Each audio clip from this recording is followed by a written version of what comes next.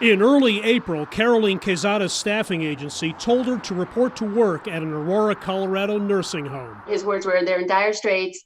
They need nurses out there. I would be taking care of healthy residents so that their staff can care for the COVID positive patients. Halfway through her shift, wearing a surgical mask but no other personal protective gear, her supervisor told her her residents weren't healthy at all. She can tell that I didn't know that I was taking care of positive patients. It just made everything worse in that moment when she told me. It was just awful. You know, we'll bring a nurse in, let's just throw her into the fire and let her wing it. And that's pretty much what I did, is winged it. The facility, she says, was chaotic, disorganized. It was heartbreaking. Transparency is critical. That nurse needed to know what she was getting into. Dr. Jeff Wallace with the University of Colorado School of Medicine is an expert on nursing homes, works with several of them.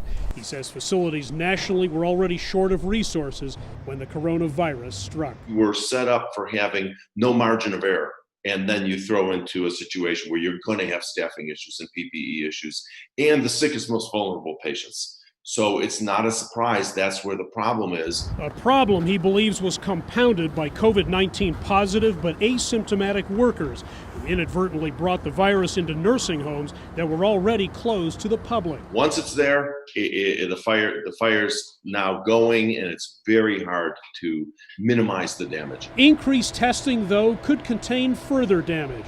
A Colorado pilot project has led to once-a-week tests at all of the state's skilled nursing facilities. By taking asymptomatic workers out of the facilities until they're negative, we've decreased the incidence of new infection in those facilities down to 0 now in the 7 facilities that we've been testing. Some nurses have stayed away from nursing homes to care for loved ones or out of concern for their own health. But many others have stuck it out and sometimes paid the price by getting sick themselves. I think it's heartbreaking. I think it's terrible what they're going through. You know, I mean, they're giving so much of themselves and sacrificing and having to sacrifice their families. Quezada says she contracted COVID-19 on the one day she worked here.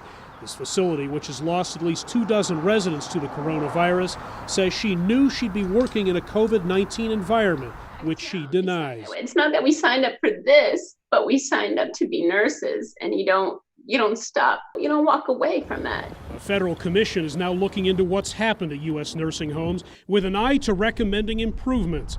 This, as more than 1 million residents and those who care for them remain at risk every day. Henrik Sabrandi, CGTN, Denver.